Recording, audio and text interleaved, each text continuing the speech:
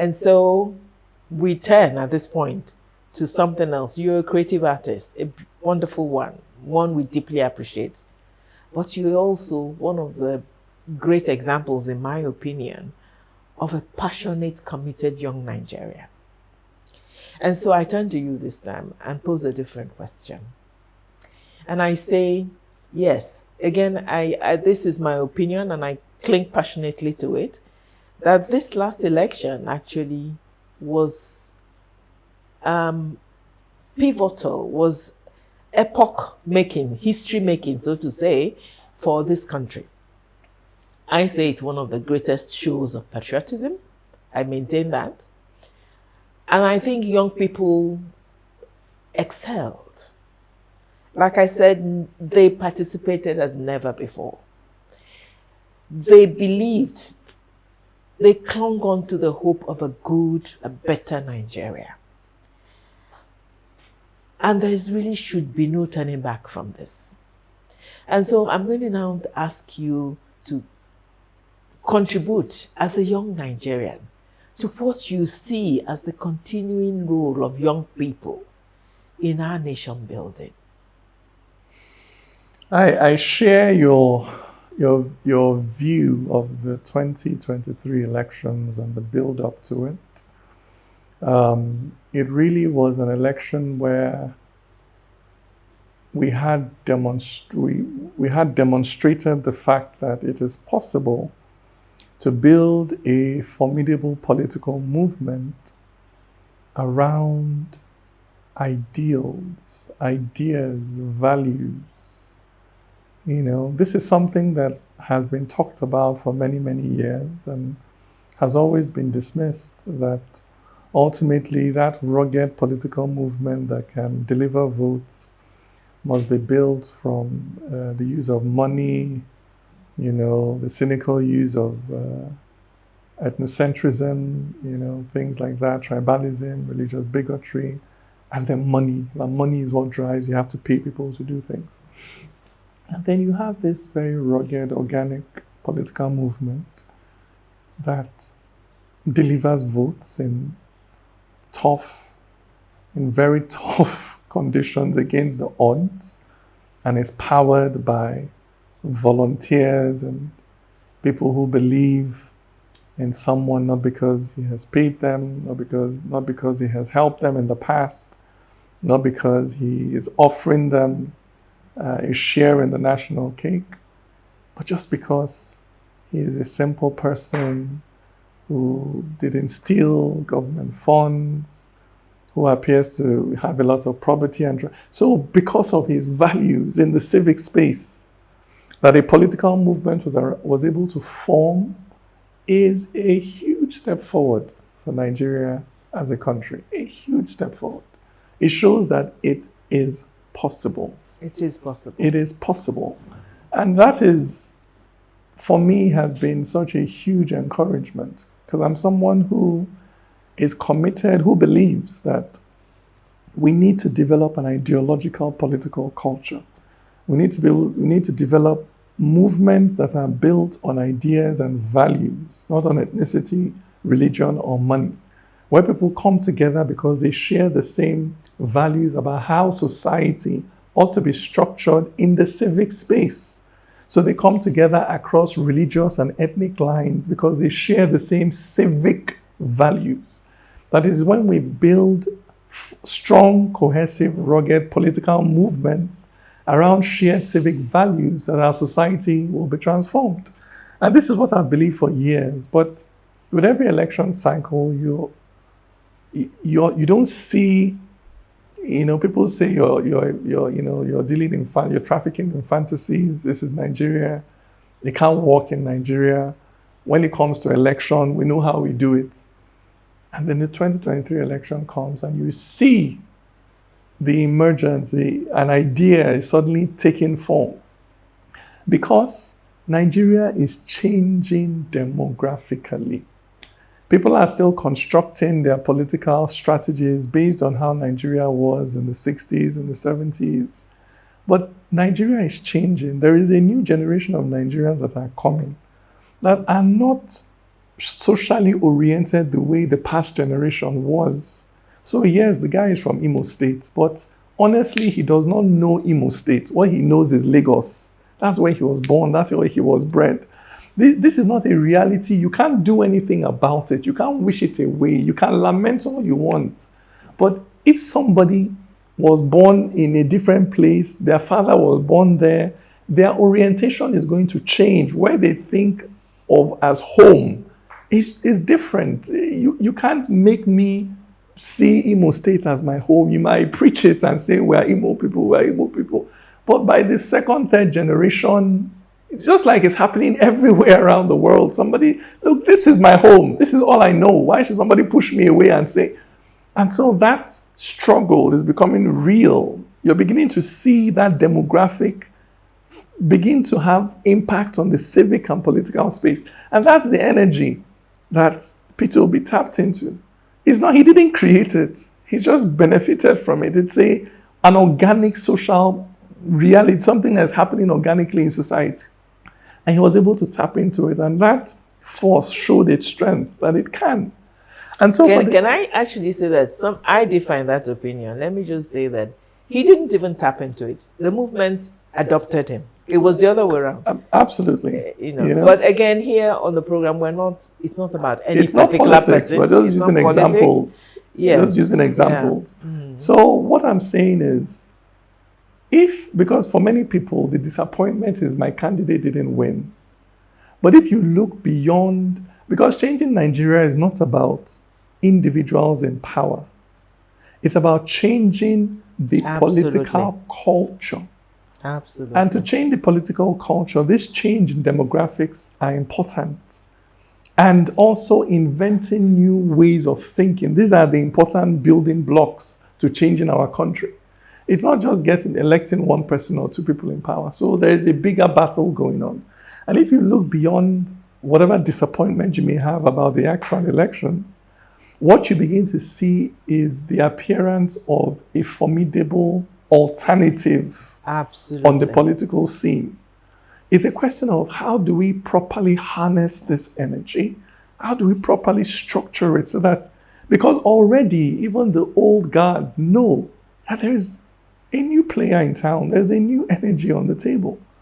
So we're seeing, I think in 2015 or so, or 2019, the last elections, the APC won with about 15 million votes. Now the APC won with our 8 million votes. So you're seeing a decline. You may get victory, but the trend shows that a certain thing is declining and a certain thing is rising. So from a time where this third force, because that's really what we're talking about, a third force, from a time when the third force was only getting 1 million votes at the election, the third force is suddenly getting 6 million votes at the election. From the time when this turn-by-turn politics by money, there's a time when he used to get 24 million votes. Now it's getting 8 million votes. So if you look at the trend, you see that the Nigerian society is trying to turn towards a different kind of politics. That turn may not be completed in one election cycle. It may take 3-4 election cycles.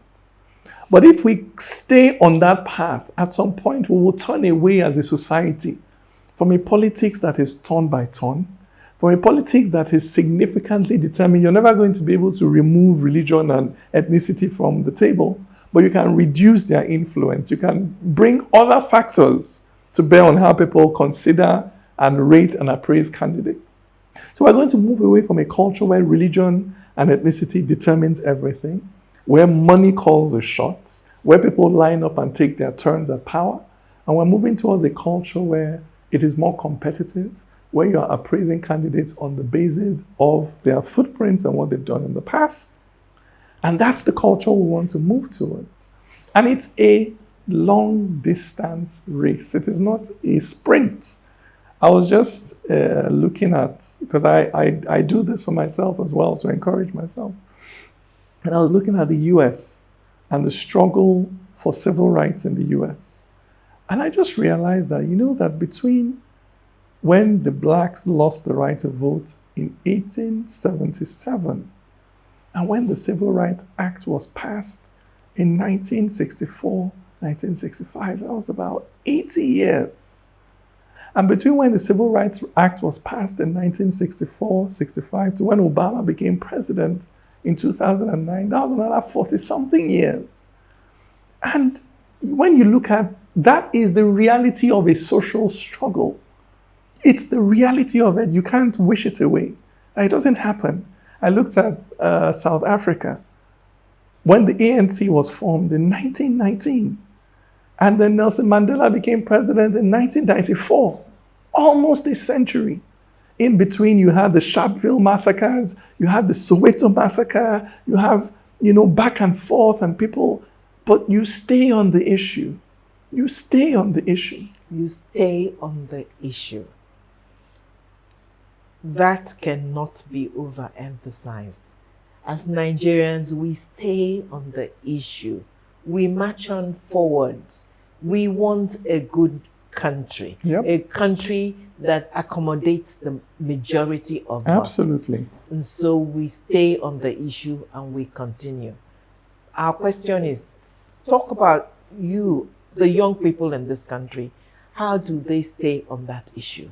The new movement that appears to have come out of this election, this historic election, how do you as young people intend to sustain it so that by perhaps the next election, it will be even better performed and done? I mean, that is the question I throw back at you again.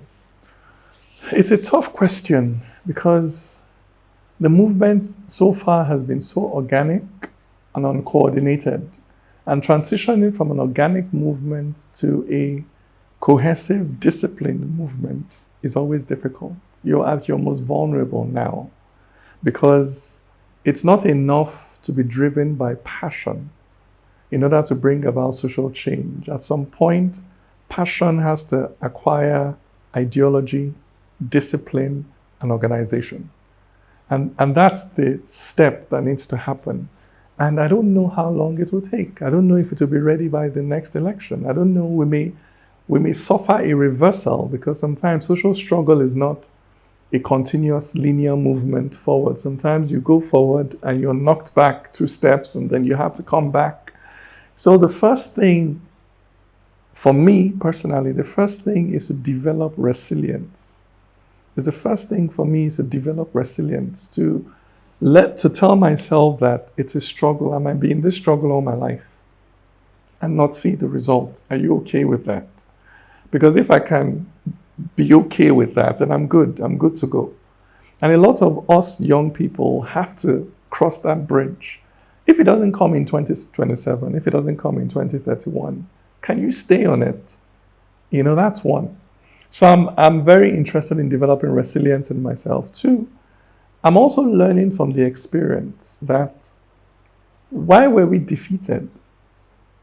Ultimately, what were the cracks that were exploited to weaken you?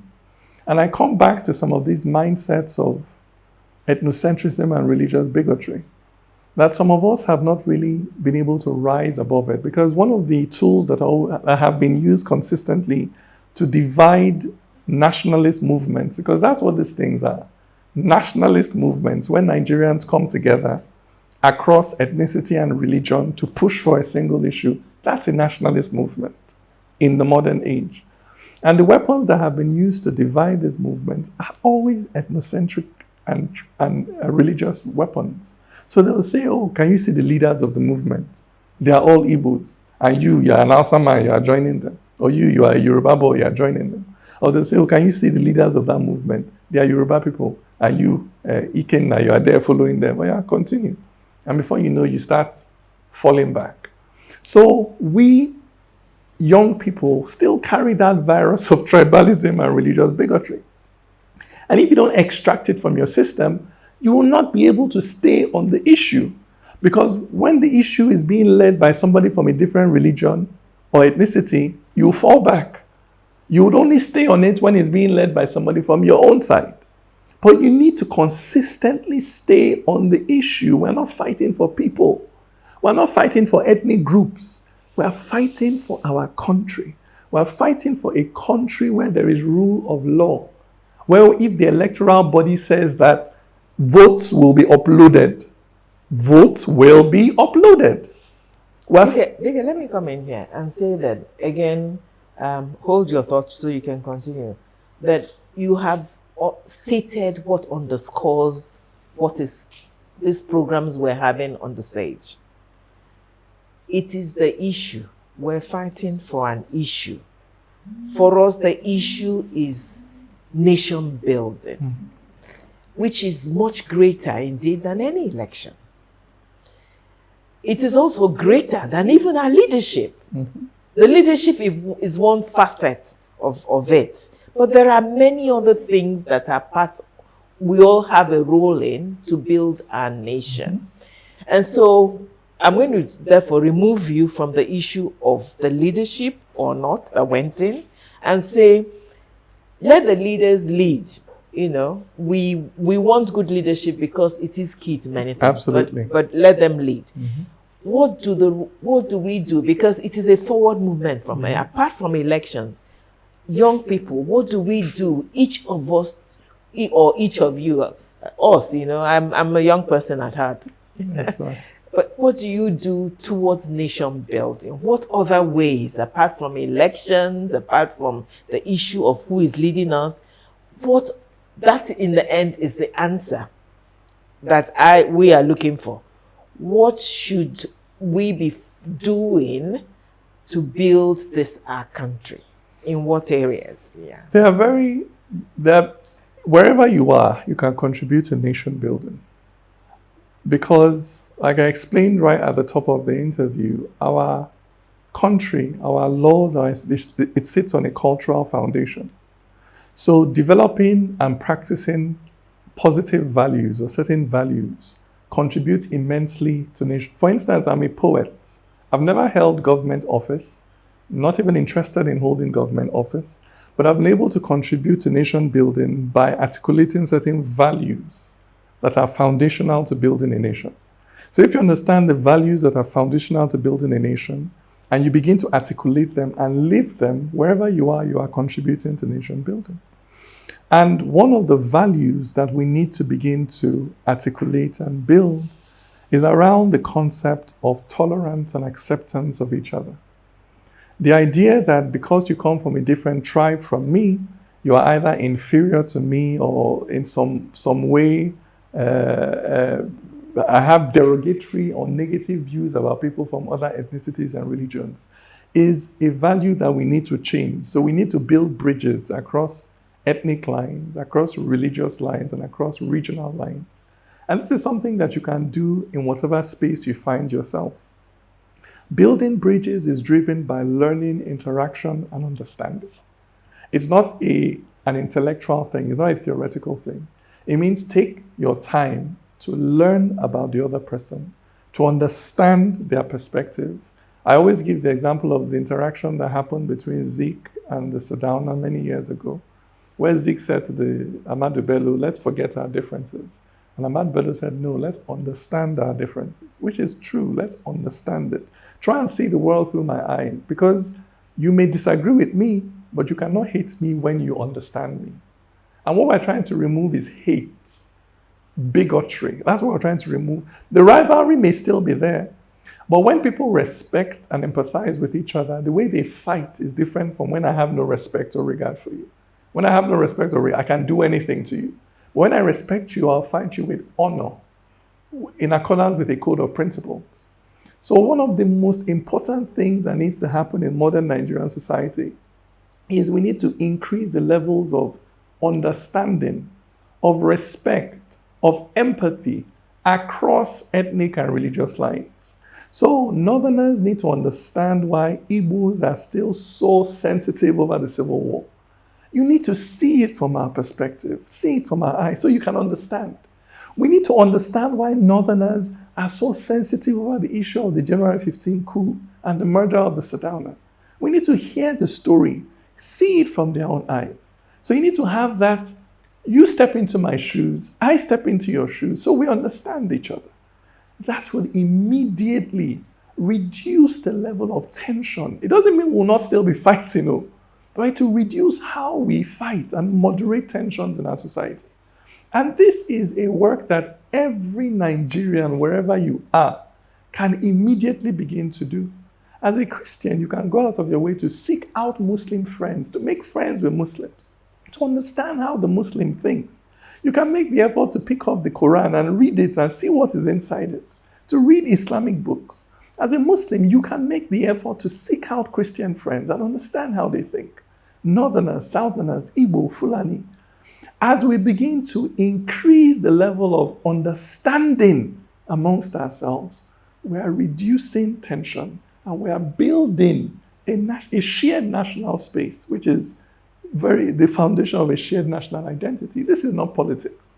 This is social re-engineering, and we can all participate in it. So that's one thing that all of us can do immediately that will help. Beautifully said. A better understanding of ourselves that breeds not just tolerance, but respect, appreciation, and a willingness indeed to cooperate and work together. That helps us to mentally, spiritually create a nation in which we then live and perform and act. Underscoring so very clearly the fact that nation building concerns each and every one of us.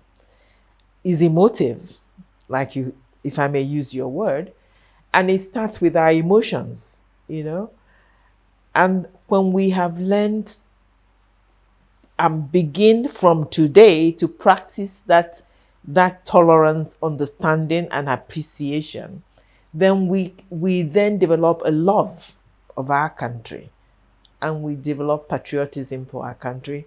And when you love something, you nurture it, you grow it. Whatever role you find yourself in, whether you're the clerk in an office, or you sweep the streets, or you sell in the market, because you are doing it in a country where you believe in and you feel a part of, you do it to the best of your ability. Because in the end, that is what will make or break Nigeria. Thank you for sharing the beautiful insights that, even embedded in a unknown, perhaps by the colonial masters in the concept of the Niger and Nigerians, are many significant issues that should make us proud of where we happen to find ourselves and work towards making it the great country I have always believed it is, which God created it to be. So, Dike, thank you so much for being with us on the show.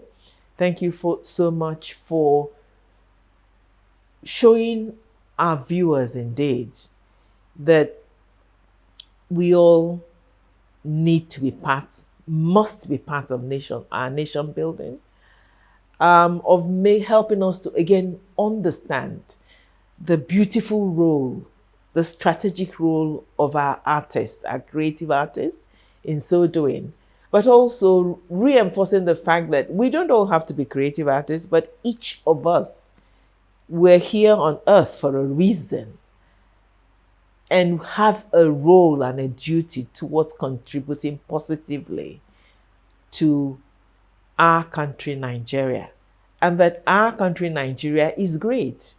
And we can only reinforce and showcase that greatness by all working constructively towards a greater nation. Thank you so much for being on set. And to our viewers, please join us as we continue this journey of restating what should be obvious to all of us. That in the end, the bottom line is the common objective of building a great nation, one that can, as much as possible, accommodate all of us. Each of us has a role to play. In the coming series, we will continue to discuss the roles of the various sectors. But each of us, in our daily duties, in our life as it is today, have a role to play, and it's a role we must begin to take seriously and indeed to live. We thank you all, even as we continue to wish for and pray for a great Nigeria. Join us next week. Thank you.